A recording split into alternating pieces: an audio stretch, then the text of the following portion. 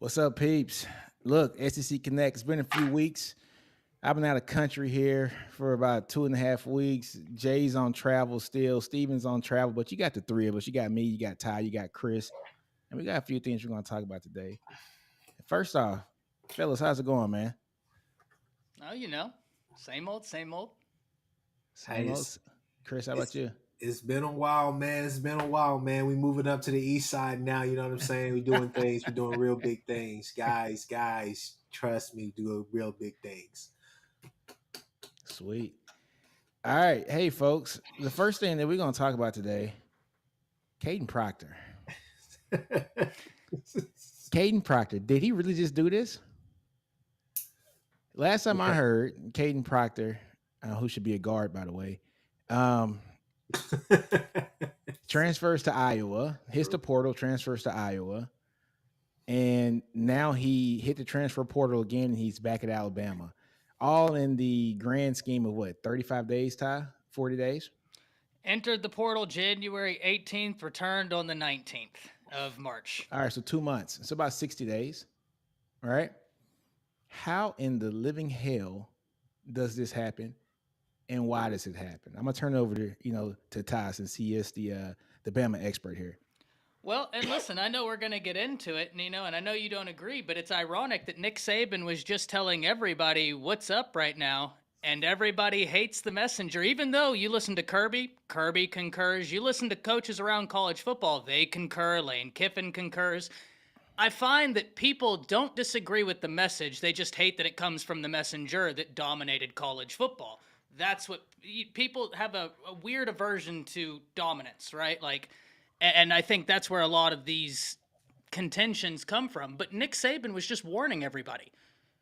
College football in its current capacity has zero guardrails. I've said this time and time again. Chris, you and I have talked about this. Whenever NCAA versus Alston came down, the NCAA 10 days later said, okay, here's NIL. The problem is you had states out there, a lot of states that had passed NIL legislation, they couldn't do the same thing that California was doing or Texas was doing. So because the NCAA didn't put up any guardrails, you have inequality all over the sport. And if we're really trying to do equity-based, I don't know how we got here, but that's why I think revenue sharing is the best way to go. But Kadyn Proctor, man, I don't know. I don't know what's up, what's down. I was in the middle of doing something and I come out and I see that he's transferred back to Bama, and I did not have that on my bingo card. We'll see, but that's the state we're in. The NCAA can't enforce anything because they're scared they're going to end up back in court. By the way, there are 4 court cases coming in 2025 alone. Johnson, House, and then 2 other ones, and then 2026 cases. The NCAA can't enforce anything because they're acting out of self-preservation. But when acting out of self-preservation, that means sitting on their hands. That way they don't get taken to court again. Chris, how about you? All right. So let me get this straight. Let me pull this up again. Okay. So Kadyn Proctor, he commits to Iowa, but flips to Bama in high school. Plays a year and then enters the portal. Commits to Iowa around the same time the Swarm fundraises $100,000. Collects NIL money and re-enters the portal. Doesn't have to pay Iowa NIL back. First off, shout out to @GopherHole on Twitter for giving those details. Second off, I think that it's fair to say Iowa fans, Iowa citizens, Iowa residents, we're not laughing with you. We're laughing at you. I think it's safe to say that. You've been bamboozled. You've been swinged, Houdini, whatever you want to say, whatever adjective you have to describe this process. It's crazy. And on top of that, you got hit with an infraction with it. Self-imposed. Self-imposed. I don't know. I don't know what else to tell you except for we're laughing at you tonight. We're not. There's no ifs, ands, and buts. Did you hear the audio they did of Ferentz? Where he was like, the good news is he didn't steal our playbook. And everybody was like, okay. Yeah, right. Who cares? Who gives a shit? yeah. Yeah, But your no, playbook. all jokes aside, though, I would just say, man, it's something has to be done about it, but I don't think it's something drastic that needs to be done.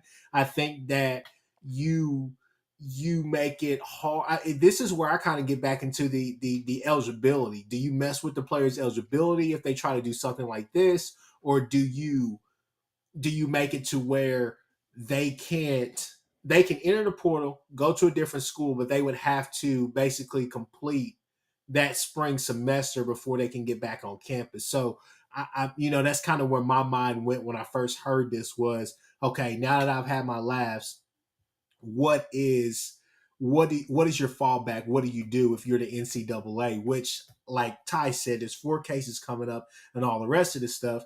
But even with those cases, this is something that you would like for the NCAA to actually step up and do something about. But again, there's no commissioner, there's no special committee, there's no nothing that they have or that I've seen. Ty may differ with me on that, but there's no type of governance committee that I've seen on this topic right here to really talk about this. I mean, to really rule on this either. So I don't know what they're going to do. The kid's going to obviously be able to go back to Bama and probably get off scot free. I mean, $100,000 richer. So Well, you remember a court in December put out an injunction stating that uh-huh. the NCAA couldn't enforce their transfer portal rules, and the NCAA explicitly said we're not going to fight it. And the reason is because they know that they're not.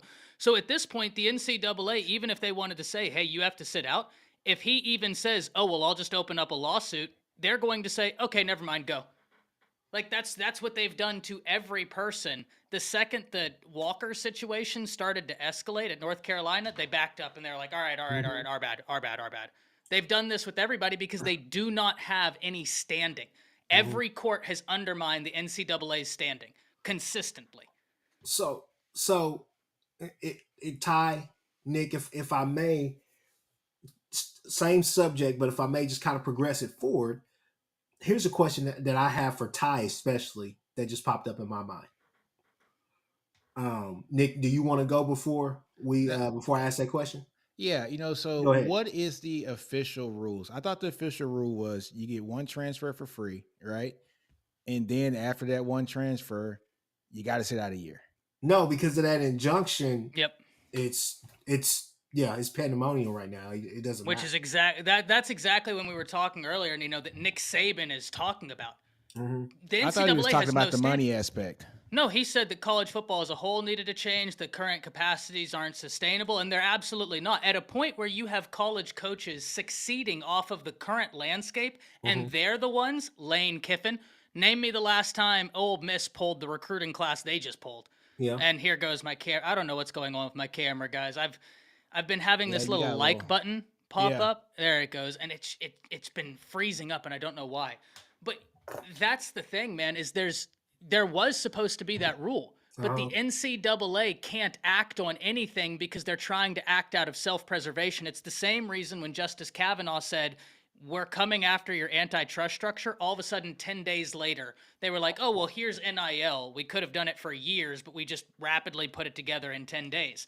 That's why states weren't on equal footing. That's why Texas, California, they got a head start on NIL when states like Alabama and Florida, they had to repeal legislative laws put forth before the NCAA ever put forward NIL legislation to even be on equal footing. They had to wait a year later. And that's nobody's fault. Like, by all means, if you're Texas, if you're California, use every advantage at your disposal. The problem is when you have a governing body who's supposed to keep everything equitable and they're currently saying there's no equity in all of this, that's where I'm just like, the NCAA's done. Mm-hmm. They're done. I think also is the fact that a lot of their rules have been exposed as far as the loopholes and all the rest of that stuff for the longest. I think the perfect example. Look at Drew Pine. Drew Pine was at Notre Dame for the longest, went to Arizona State. Now is going to be the backup at Missouri. So obviously he's a grad transfer, but at the same time you would think that he already used that grad transfer to go to Arizona State, play there, and then now he's going to Missouri. You get what I'm saying? So I mean, I think that injunction is standing tall, and you're seeing it with guys now on the move, because now you're seeing a lot of guys, even the guys who have already used their grad transfer. Their ability to use that grad transfer, now they're on the move yet again, and now you're seeing guys, who was that? Was that Steven, or was that you, Nick, who put out that tweet or whatnot about, they felt like, these guys who are 24, 25, 26, who are getting that extra year, that COVID year and stuff, like, this is a game that should be played by 18 to 22-year-olds. Well, these other guys are basically exploiting that and taking advantage of it.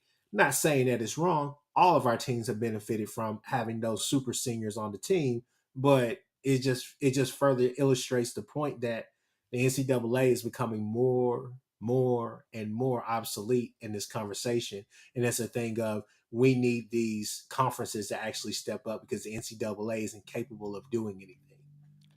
And Robert's comment here, here's the interesting part, Nino and Chris. He says, did he pay NIL money back? You're going to like this verbiage, guys. He doesn't have to, because at the point where if there was a stipulation, it's a quid pro quo, and quid pro quos are supposed to be illegal in NIL. So you can't enforce having him pay it back, because you would be inherently saying this was an enticing offer to get you to come here, and that is categorically illegal, though it happens all the time. Josh Pate talked about 2 instances. Unfortunately, I know about both of them in the SEC, where SEC players after a game or during a game held their team hostage for more NIL money. And that's not supposed to be what this is about. But because the NCAA can't enforce anything, this is where we are, in a complete pandemonium. Now, I know there are going to be people out there who he needs to pay that money back, or he needs to do this. That's kind of where the conversation switches to my question about this. I think as this conversation evolves, I think we gotta, Ty, Nick, you guys may differ with me on this, but to me, going back to Alabama may not be the best decision unless they move him inside, because I feel like for that offense and with that scheme for offensive line, I feel like his game fits it at some point, but he's going to have to cut that weight. He's going to have to slim He down. needs to lose weight. Yeah, he's going to He played at have to, 375. He needs to play at 350. because that scheme calls for, a hog molly like him, but it also calls for an athletic guy that can move, right? And so I think going to somewhere like Iowa, where he initially was going to go, and playing downhill north south, you're going to run the ball. It's not too much that you're doing in that scheme. Everybody knows it. If you could get a passing threat, maybe you'll be something decent. But other than that, I think they would play more to his liking. But him going back to Bama, I don't necessarily know if that's the greatest thing. Now, you guys may differ with me on that, like I keep saying, but I'm a little bit not worried, but I am a little bit interested in that situation, how that develops, because I think DeBoer is somebody who would say, hey, it's a new regime, new everything. This is what we're looking for. Either you're going to cut the weight and move inside, or we're going to sit you, let you learn, get your body composition right, and then we're going to give it a go, and you're it. But I don't know if you could really bring him back in and not make him a starter automatically, especially when he has same amount of experience as everybody else basically now. Yeah, how many games he played last year? 14 games? All of them, yeah. I think he started all of them too, right? Yeah. And he actually got better towards the end. Played with the hurt ligament in his ankle in the Michigan game too, and I know that was a bad showing by him. But you remember we talked about there was a lot of talk before that game that Elijah Pritchett was going to be getting the start over him. And so I think that's a fair question, Chris. I really do. That's my biggest concern. In all fairness, guard. Yeah, you have to go in the guard. That would solve a lot. That would solve a lot. You're both right. You're both 100% right. Yeah. Now, right tackle is interesting, and I'm going to tell you, because Bama is in a position where there's questions at the tackle. They have the highest graded returning guard tandem, I believe, in college football. If you look at the top 10 interior offensive linemen, per Pro Football Focus grades, 3 of them are now at Bama. Parker Brailsford, who is the highest graded returning center, the second highest graded center last year, Booker, and then Jaden Roberts. So you're not going to get that guard position. But right tackle, I do agree with both of you, right? Like, I'm interested. Maybe cutting the weight will be good for him. I actually today earlier on Bama Football on YouTube, I got to do a podcast with Jake Merrill, and he played safety for Washington back in the gap, and he was telling me, he was like, I don't know why in the hell they had Proctor at 365 as an 18-year-old. He was like, that made no sense to me going out there. And in fairness, I agree. Bama's offensive line was catastrophic last year, number 129 in sacks allowed. But a lot of that too has to do with the quarterback too. He's not your typical quarterback. He gets outside the pocket. He's trying to run a little bit, and those are counted as sacks. So yes, Well, I don't one disagree, but this is a problem that's been for 3 years. Bama has Yeah. averaged as the 99th best offensive line over the course of the past 3 years. So this has been a systematic problem at Alabama. So Yeah. with the coach that came, didn't he come from he came from one of the Kentucky schools, right? Coach Eric Walford, yeah. Yeah, and I remember because I remember him because on your podcast, Ty, Round the Table Sports, quick plug, me and Ty talked about it, and I told him, I said, hey, from everything I've read about this guy should be able to come in and immediately make an impact. And it hasn't been the impact that we all expected. Doug So Marrone started a negative trajectory at Alabama, and the offensive line has not been within the top 50 or 60 or 70 or even 80 offensive lines since 2020. Like I said, they've averaged number 99 in the nation in terms of sack allowed, and that's with like Bryce Young. That's that year that Flood left. Yeah, no, 100%. You're 100% right. And Kyle Flood, there's a reason why when I'm talking about the best offensive line coaches in the nation, I give flowers to Bill Bedenbaugh, but Kyle Flood is right there. That guy is a freaking wizard, man. Like, he is a wizard at recruiting, developing, you name it. And also Flood has a type, and I think he left a type at Alabama, and they didn't know what to do with coach didn't know what to do with that Exactly. type. 100%. Yep. Y'all got a wizard, though, at offensive line I'm coach. excited about it. I love our offensive line. But yeah, look, man, it's gonna be interesting. But getting back to Proctor with him leaving and stuff, I heard that he didn't take the $100,000, and I heard that he did. So I don't know what to believe. I would probably sway to believe that he did take the $100,000. And if he did, so what? It's his money, cash money, baby. It's his. Y'all But this is my only problem with all this, right? Look, NIL is a good thing if it is done the right way, right? And I think we all kind of understand that. The problem with college football is the NFL has no minor league. They just don't. Every other major sport has a minor league, and the NFL doesn't. The NFL's minor league is the NCAA. That's a good point. And so if you have a kid who's really good in baseball, right, and he's coming out of high school, or he's really good in hockey, or he's good in tennis, or basketball, you can go to the G League, or you can go overseas for a year and then go to the draft. There's not that opportunity in football. So, I look at a guy like Adrian Peterson. He's one of the only guys who I thought could play as a true freshman in the NFL. Like, when I saw Adrian Peterson play, I said, this kid he would be a top 2 or 3 running back in the league right now, right? But everybody's not Adrian Peterson, right? But there are guys that we've seen that have been after year 1, after year 2, you're like, oh, he doesn't need another year of football, in college. His body's mature enough, he's ready. Or if he just doesn't want to go to school but wants to play football, where can he go do this? There are no options, right? And I think once you look at NIL, people talk about how it's really good for other sports too.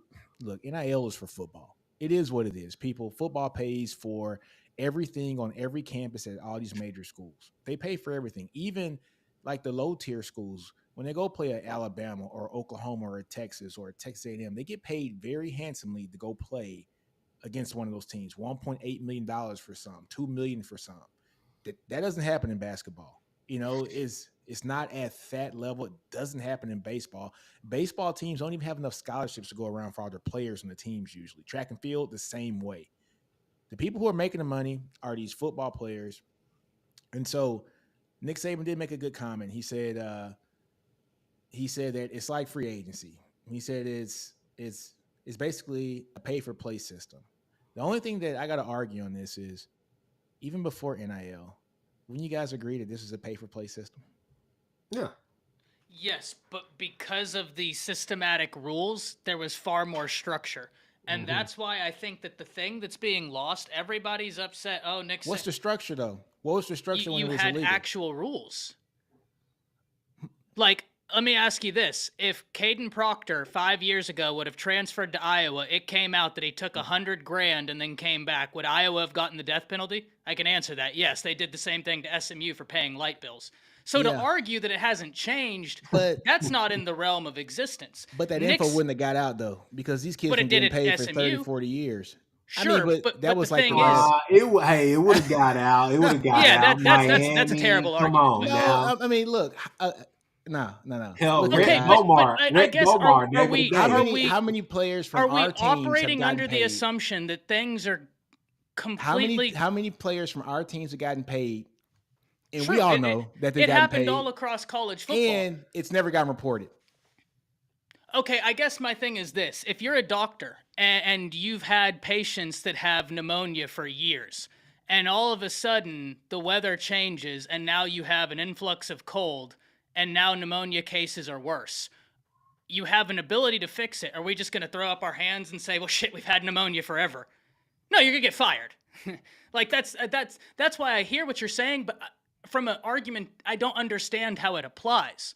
Like, yes, this has always happened behind closed doors, but now when you rip away the guardrails and you say, hey, this is legal, I'll put it like this. In the spirit of NIL, collectives were a major contention because it flies against name, image, and likeness. That's why whenever Nick Saban got there, he said something that nobody's talking about.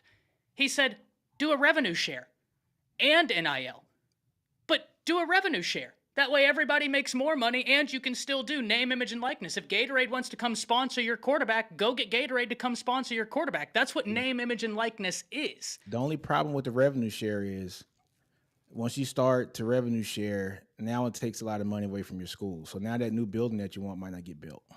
Yeah, but we already just heard the Ole Miss AD come out and flat out say, why am I going to put in? The thing is, bro, is you just had 3 ADs say in an interview, why would I invest money in buildings when I could just invest and pay for play? Ole Miss's AD just said that. So we're already there. I mean, if I may just interject, I mean, I tend to agree with Ty simply for the fact of kind of what I'm doing now is just why not just get those contracts situated? Why not already have stuff that's already kind of set there Well, so that just you make can them employees. huh? Well, so Yeah. basically, Not even unionizing or whatnot, but just having set contracts for like, hey, look, this is the contract. This is basically you're having templates across the board, kind of like I what think you that's said. the only way you're gonna have to do it is have to make it a union. So Yeah, Dartmouth well, is I doing mean, it right yeah, now. But that's but what happened at Dartmouth. Yeah, I don't know so if y'all Dartmouth saw is doing it. there's Yeah. the Dartmouth But- thing. Now, but what granted, I'm- that's a different situation, but what it's, I'm talking more or less of is just that I mean you're basically with the revenue sharing. I think that you could make life easy, and you could have these templates. You're just having a bank of contracts out there. Hey, Gatorade, blah blah blah, this and that. These are the terms. These are this, blah blah blah. This is what we want to do with you. This is what we're willing to pay. We can negotiate the price for each select player. But they already have all these different things, and they get to kind of like pick and choose off of that, basically making them like the vendor almost. I mean, I think something where it's more uniform across the board to where, hey, these are the set parameters. I think that would help, or that will at least be a start, because right now it's the wild, wild west. I mean, Look, here's a there's good no comment by regulations, James. rules, or any type of like laws about it. We're waiting for cases to come out to have case law to point to, but it's still not producing any legislation or any type of law that's going to fix it. So, I mean, Yeah. I think the only way that you could fix it is by having these just a damn bank of Has to just be a union. contracts already Has to be set some up. kind of union, right? yeah. Yeah. Yeah. So James has a good comment here. He says, "So look, man, the NFL works because both the teams and players have power, and they both have to come to the table for negotiations. And I Yeah. think that it's that second part. Players have power, and prior to NIL, players they were, come on, student athletes, Athletes, yeah. right? I mean, and I put student in big quotes, okay?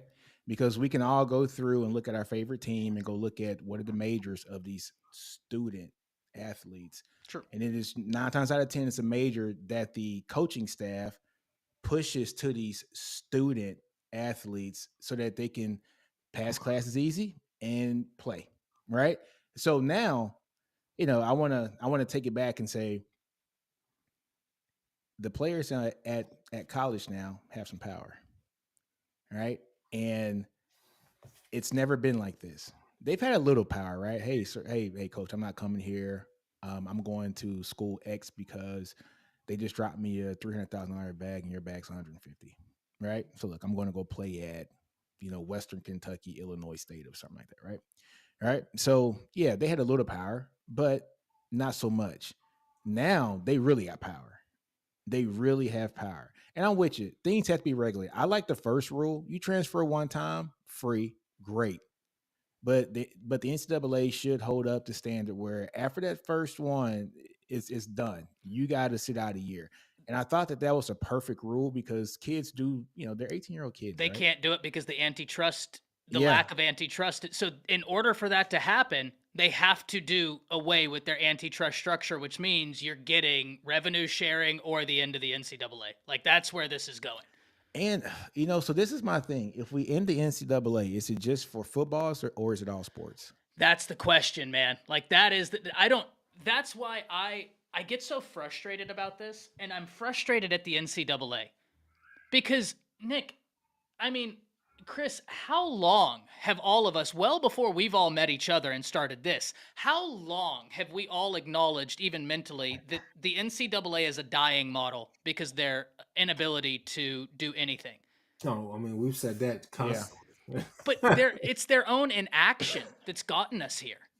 Right? Like that's the part that kills me is they wanted to be so greedy, but what they failed to realize is if you would have just taken $100 million instead of $150 million, you could have kept control of college football indefinitely and reaped year after year. But now, because of your greed and because of your inability to do something, here we are.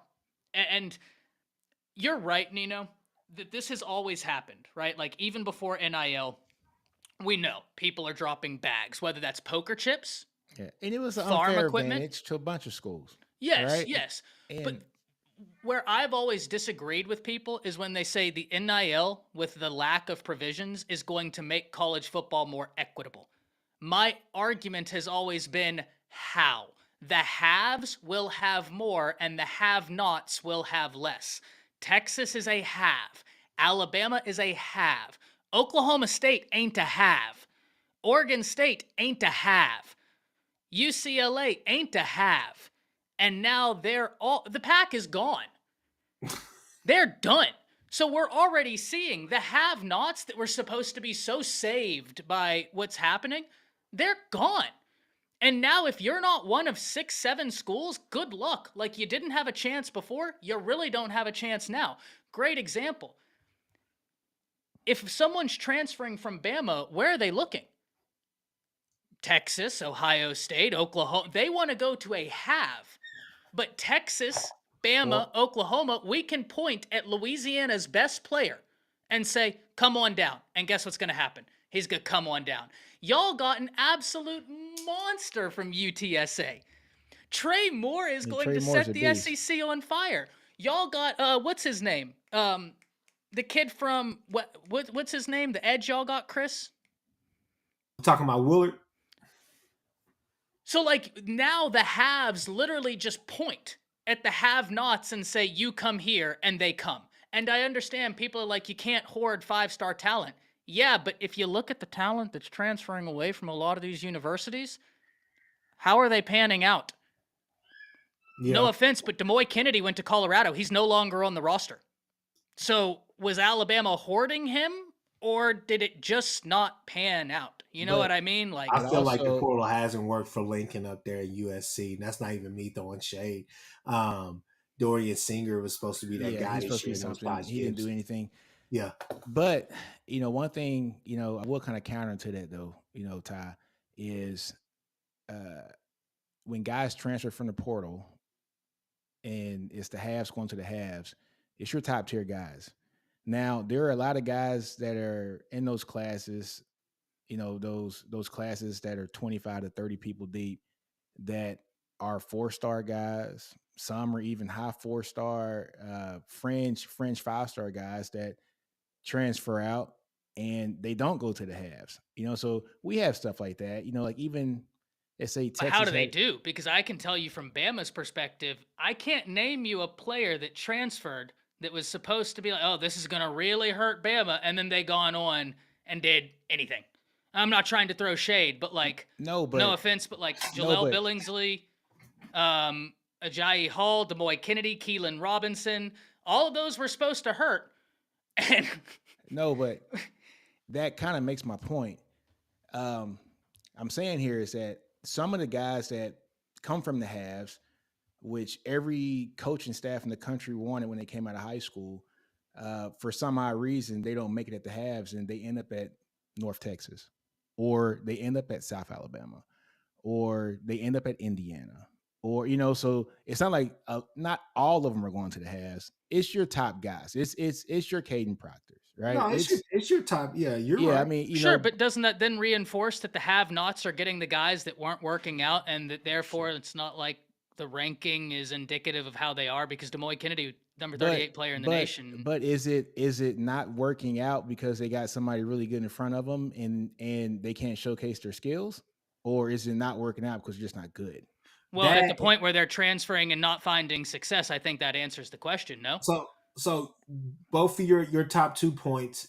Third off, they're getting recruited over. I mean, that's something that you Yeah. gotta True. think about as well. True. I mean, there's a lot of things happen, but at the same time, it still is a yin yang, excuse me, yo-yo effect, or however you want to say it, simply because that's why TCU was able to make a national championship game. That's why Colorado was so electric to start the season. That's why Iowa State has made a couple of Big 12 championship games. It's simple. It's simple, Eh, But I just think that it's crazy that we have these conversations periodically about NIL when the average NIL deal is not even really worth even five Yeah, I know. thousand True. dollars. True. True. True. But Yeah, it's and that's it's what's so it's the crazy, guys man. at the top, and that's what everybody's pissed at. Is you have a 5-star like Kadyn Proctor who pulls these kind of shenanigans, right?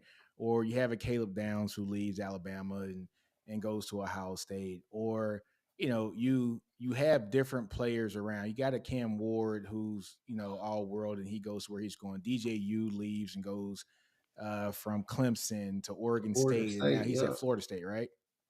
Yeah. Yeah, so it's the top guys, and I think those are the game changers in college, right? So college football, honestly, you could be one player away, right, from being awesome. Look at Oh Auburn and Cam boy. Newton, right? I mean, Auburn without Cam Newton is nowhere near sniffing the national championship, right? So you can be one transcendent player away from being one of the best teams in the country, if you have adequate pieces around you. Not even great pieces, just adequate. But you got to find that guy. And so it's the movement around of those top guys. But there are examples of guys like a Tyler Johnson who came from Texas and he was a 5-star lineman and he didn't do anything at Texas. He goes to Houston, right? And he becomes an all conference player at Houston. And for his last year, now he's going to Colorado because their line sucks, right? So, there's been examples of guys who have went from bigger schools to some smaller schools and did some good things too as well. But um, everybody's up in orange because of the big players, right? Those are the guys that move the needle. Those are the guys who bring the money into the schools. Those are the guys who were game changers, right? And so when those guys start to move, then it starts to kind of rumble some folks. But there's a bunch of people talking about contracts, and I don't know if I'm cool with the contract, like construct, because then it kind of locks a kid in to something. Maybe they were getting into something that they didn't think they were getting into. Maybe the coach leaves. Like, do you still have to honor that contract if the coach No, leaves? you're not locking them in per se. What you're doing is giving.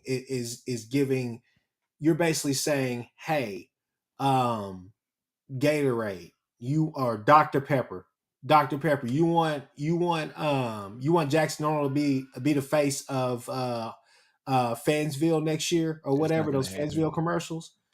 Well, yeah, obviously, hopefully they go with hopefully they're definitely not going to go with Arch Manning. You know, he can't even put his likeness in a video game. But anyways, I digress. And the funny thing about that is, like, if he would have just like opted into the game because he didn't want to be a distraction, it would have been far less of a distraction. Yeah, That's neither exactly. here nor there, Yeah. right? I Oh, heard that and I was like, okay, all so right. so with that being said, no, Nick, what I'm saying is that you basically tell, hey, Dr. Pepper, you want that to happen? Okay, cool. Well, give us a standardized contract, your contract. Let our player talk with you, figure it out. If he has representation, he has representation. If he doesn't, then I mean, he signed an affidavit, something like that. But basically, he's not locking into something where he has to stay there 3 years at a school or whatever. Basically, he's saying, hey, this is what you guys want to offer me. You guys want to say, hey, I will sign this contract. I will appear in 4 different commercials for you guys, and I will be paid $200,000, right? Which, Well, what if he says, yeah. no, my value is worth more than that? Then he negotiates the terms, but he's not locked into anything. It's just a contract. It's a contract for these vendors, these people who want to come out. That's what they're doing, anyways. No, Any NIL agreement that I've worked on, I can tell you that the contracts have basically contracts, agreements, whatever you want to call them, have pretty much been the same to where it's set up. We have these terms and we're negotiating back and forth regardless. So, no. I mean, their So representation, their agents, and all of them are doing all of that anyways. They're not going to lock them into something because a lot of this stuff is just one off stuff, anyways. no, so Mars is talking about contracts with the players in the schools. That's what he's talking about, and I don't think that's going to work. Like I just don't think that's going to work. You know, we've never had a construct where a kid has a 3-year contract or a 4-year contract at a school. College football is a year by year contract. I Now, agree with that. I agree with that schools completely. schools honor 4 years of contract use, and most schools will say, if I put you on scholarship, I'm going to continue to have you on scholarship until you get your degree. And so tons of schools do that. I know Texas did that back in the day, but yeah, contracts with schools are year to year contracts. It's never a Yeah. 3 or 4 year contract. No, Like, I no locking into that would be that. No, that's not a yeah, good contract. That's not yeah, a good and contract. so so Boomer says, look, should be like a 3-year contract with a 4th year option. And no, I'm not cool with that. I think the kids should have an option to transfer. Yeah. But it needs to be regulated. I really like the first structure of what it had. You got the one free transfer, and then after that, it's time for you to sit a year. That would be the ideal situation. But if they can't, hold, like the college's football to the fire when it comes to this, then what the hell are we even talking about it for, right? So that's the crazy part about it is they got to be able to enforce it. I don't know how they enforce it. I don't know how they can enforce it. That's just my opinion. Or Pandora's box has been opened. take Yeah. take something, take a page out of the NBA's book. How about this? How about how about now? No, I'm just gonna say it just to get it out there. But how about you basically make it to where, okay, this team can offer you NIL, they can offer you money or whatnot, but when you go to this school needs to basically offer you a better chance to make it to the next level. They put more focus on that, basically saying this school can't offer you more than the school that you're at right now. But you can't quantify that.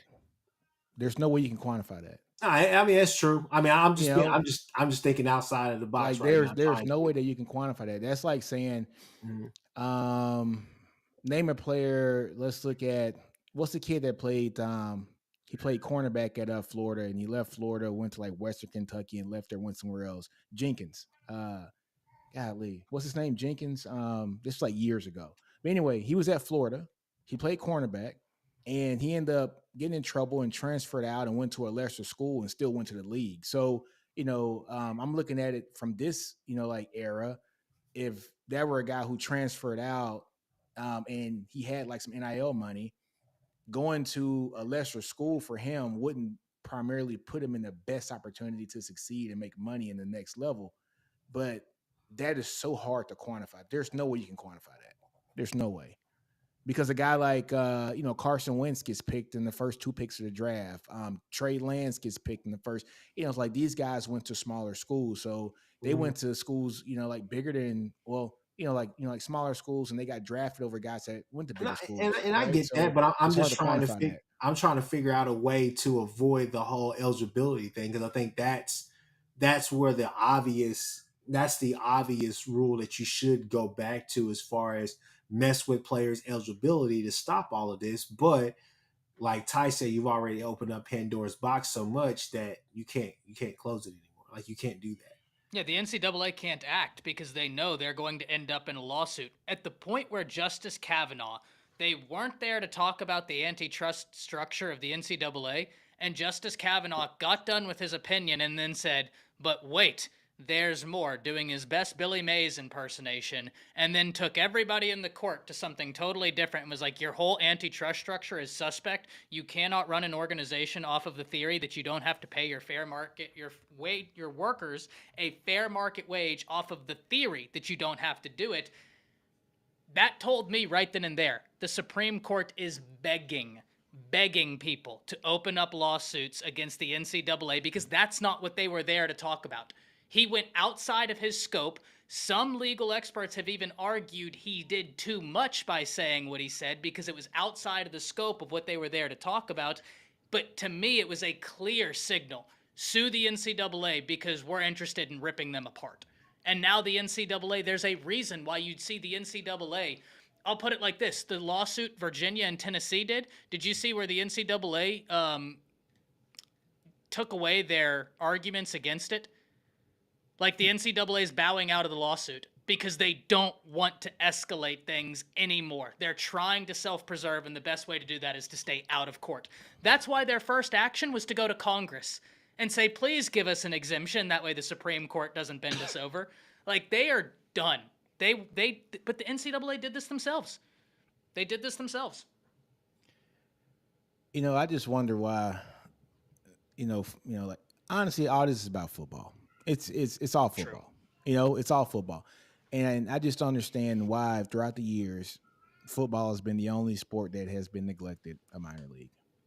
And I think if that were to ever have happened 30, 40, 50 years ago, we wouldn't be in this situation, right? If NFL teams had farm leagues like baseball, but this is the NFL's fault too because they don't want to guarantee pay for players, right? They don't want to take the risk. You got these billionaire owners. Jerry Jones has shit. He has the wealthiest franchise probably in all sports, right? Or top three. But you would probably never see him try to do anything like this because it's going to take away from his bottom line, even though he's already a multi-billionaire. But that this should have happened a long time ago. There should have been farm leagues a long time ago. Yeah. To where kids who didn't want to go to college or get drafted into a farm league have the option to go to college or go to a farm league and make money or just go to school, just like in baseball and hockey and every other sport. But the NFL didn't do anything with this. The NCAA didn't want that to happen because it would take out money from them. And here we are.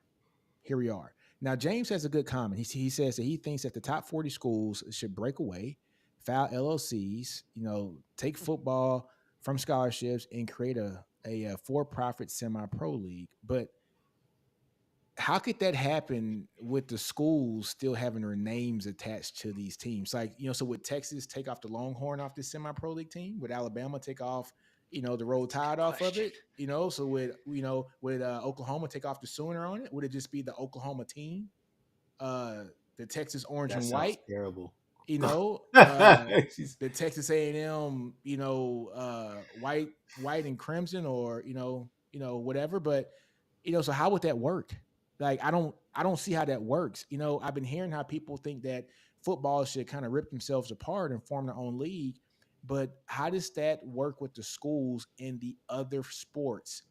And eh, look, I don't see how it works, man. I just don't. I don't see how it works. This is gonna have to be unionized. He's on to something with that though. I mean, Yeah. it's gonna have to be unionized.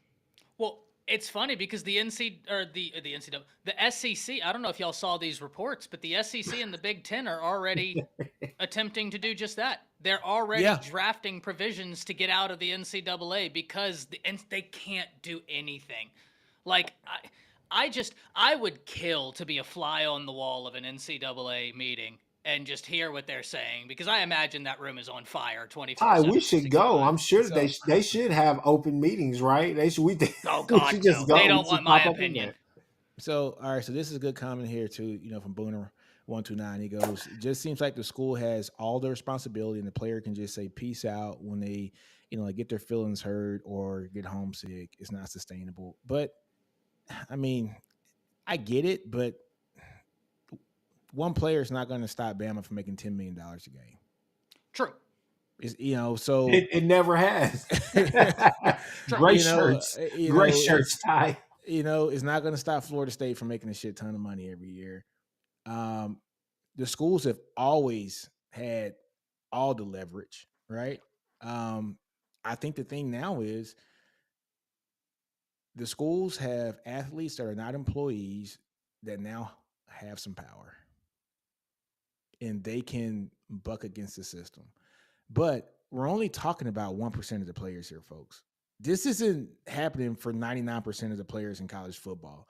This is like your 1%. Now, mind you, Well, I that think that 1%. it's gotten to much more than that, because I don't know if you heard, Mike Locksley had his third string running back come up and say, "I need 100 racks or I'm gone." Well, And let him I go. think about 15 coaches have come forward and said, "That's not a one-off." Well, So hey, I well, think let him what you're go. seeing, but I think it speaks to the thing of, we're operating under the assumption that this is a 1% thing.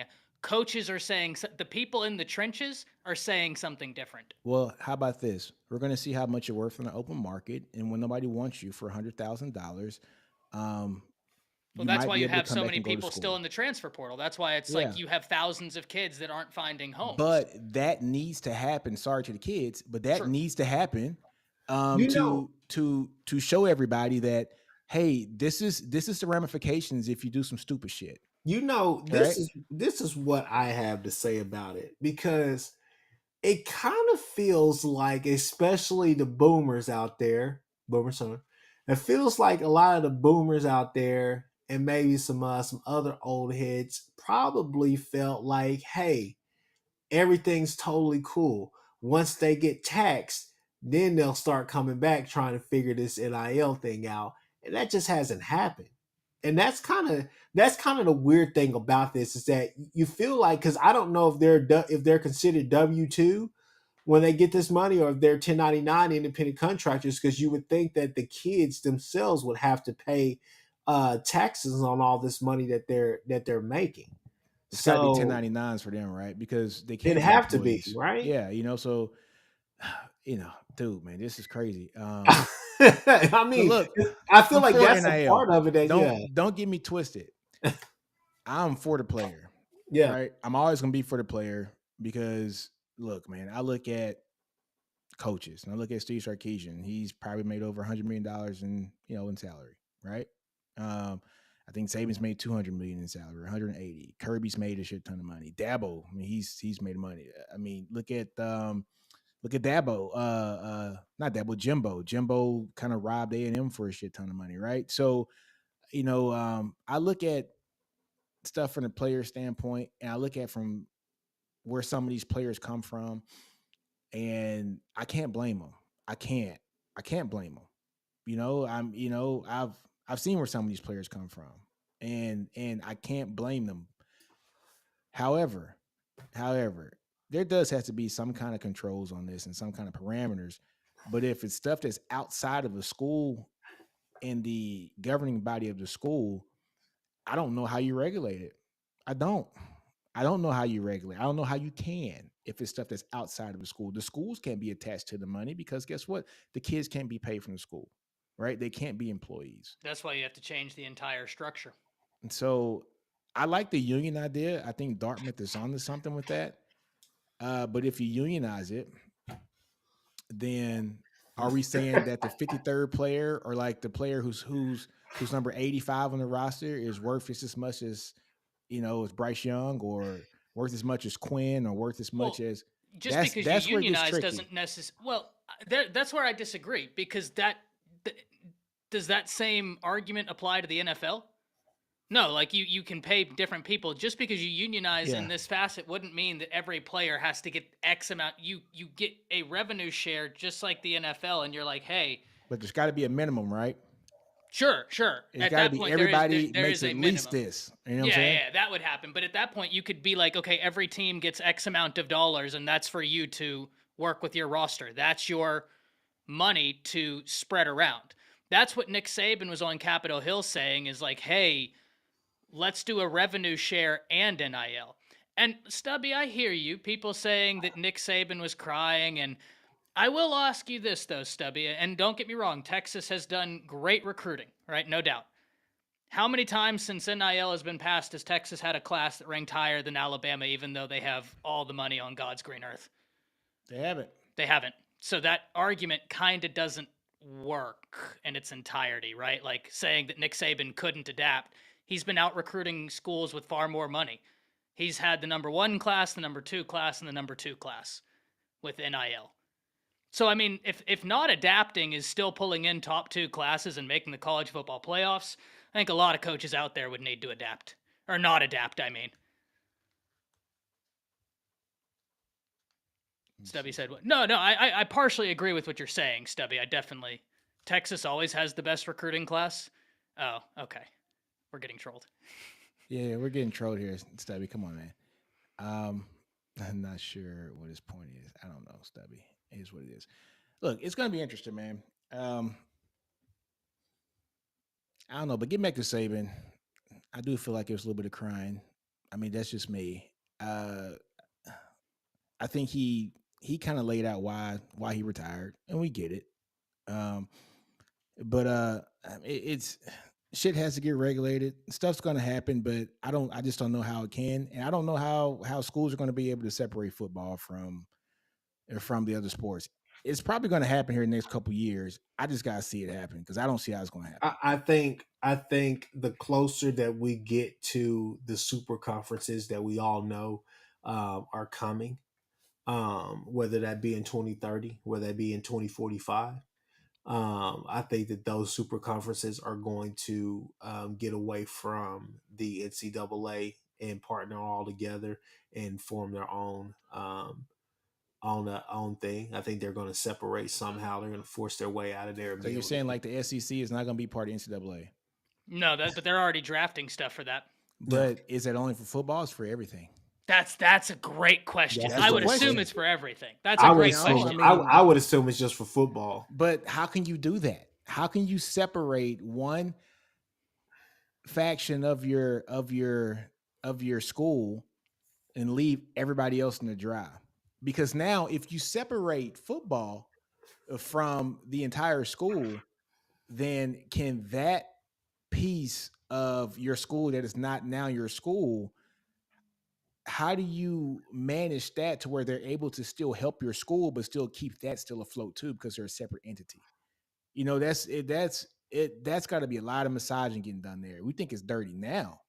You think That it's dirty now? that I is mean, could for that is for compliance and the general counsel for you those think it's colleges to dirty figure now? out. Just think how much, Yeah. if these are separate governing bodies and entities, these coaches are going to get paid massive. These players are going to be paid massive because they're separate from the school. Now they're probably not going to be state employees anymore, right? I mean, it's going to be a whole different structure if this Yeah. happens, which is, man, this is But I crazy. mean, but that's the thing, Nick. That's the thing. Well, Once the Big Ten, the ACC in my opinion, the ACC is going to go It's down. done with. Yeah, Okay, yeah, they're going to be the done with. ACC is Clemson going to be wants the next out. Pac-12. UNC, Florida State, all of them are No, crying. They no. know that. So you're going to have the Big Ten, the In the SEC. SEC, and then the Big 12, and then everybody else is going to be playing. Everybody else will still be the NCAA will still be a thing, but I think those conferences right there will say, "Hey, no, either we're going to separate from you, or you're going to give us full autonomy over everything and just basically be our scapegoat, standing to the side because you're not. We're going to treat you like a side chick. You're not going to be the main one now." Well, that's what Kim Hurst is saying. If they do revenue sharing, right? How are they going to cover all the other sports, women's sports, golf, track, etc.? Look, I they're the have no side idea. chick. Chris said it. They're the side chick. You're not the entree. No. It is what it is. Sorry, track and field. You ain't the entree. You're the asparagus on the side. You ain't the steak. Yeah, You know what I'm saying? I don't know the answer to that, but Boomer had a point saying poaching is not regulated, and that's 100% true, right? Like I've said this before, tampering is illegal, but guys, tampering is running rampant right now, and everybody's doing it. But like Josh Pate, I referenced it earlier. He was talking about he knows of 2 instances in the SEC where during the year, players came to the coaches and said, X school is offering me X money. What are you going to do about it? One of them is now out of the SEC and at Ohio State. Well, Came guess from what? Ole Miss, if you want to put. Well, how about this? How about this? If these coaches that are complaining about all this shit, Lane Kiffin and Saban and Kirby, and if I haven't heard Sark, complain, but Lane's, like he's doing this thing, he's bitching about it, so is Kirby. When that stuff happens, why don't you report it? Go ahead and report it, Lane. Why aren't you reporting it, Lane? Because Lane Report it, Kiffin is a Lane. hypocrite. No, but there it goes. Hey, Lane, if it's happening, report it. Lane Kiffin is a hypocrite because just 2 years ago, and I told you guys this. I said Lane cannot ever talk about NIL again, and at least I can't speak for everybody else, but he can't have my respect. Why? Because he bitched and moaned about it time and time again 2 years ago when the money was not coming in. Now time has changed. He's adapted. I'll give him that, but at the same time, he basically has put himself in a corner to where he's a hypocrite. Yeah. So here's my thing. If it's that bad, Lane, and that happened to you, and a kid told you he's not going to step on the field because Ohio State or school X offered me 100 grand more than what you guys are giving me, go report them. Mm-hmm. But you're not going to do it, Lane, because you're part of the problem. Go report them. Well, I also think the problem is systematic, which is why, and I hear you. I guess where I differ, Nino, is I think you're operating under the assumption that you're a 18-wheeler going down a hill. Have y'all ever been to those mountainous areas where there's the areas where the 18-wheelers can pull off? To the side. Yeah. So I think from my perspective, you're operating under the assumption that the brakes fail. I'm the 18-wheeler driver. I'm just going to barrel through all the innocent civilians and kill them and not use the exit ramp. Like, we could solve this, but like you said, if it's always been there, why do anything? I guess my point is if we can make something better, why are we just going to continue letting it fail? Like, if we have the ability to do something, I don't think that a good place to start is, well, it's always been messed up. No, but wouldn't that make it better? Wouldn't that be the start of making it better if one of Not when we could do something before. Like, I don't think that the best thing is letting something completely fail if you have multiple avenues to being able to fix it. No, this is not making it fail. This is the start of the healing process. Like, I think we're past the healing process. Pandora's box has been opened. All right, so healing process is probably the wrong word, but this is the start of, all right, hey guys, you guys don't believe this shit's happening this way? This is what's happening. Player X came to me and said this. Ohio State offered this. This is what we got to deal with every day. Let's fix it. But they have done that. Like, I hear you saying about Lane Kiffin. Didn't Pat Narduzzi up there at Pittsburgh just come out and point out how Lincoln Riley and all them tampered with Jordan Addison? We all knew it happened and nothing happened because the NCAA can't do anything. So whether they say it or not, we've had coaches say it. It hasn't affected anything. We've had that happen, but it hasn't affected anything. So I guess at that point, I just don't think we're operating. I don't know. I don't think that the best case scenario is acknowledging, hey, there's been a problem. It's just like if a body is sick and it continues to get sicker, I don't think that the best thing is like, let's wait until it completely fails to then fix it. Like, if we can fix it now, I'm not one to be like sitting on my hands. I want to fix it now.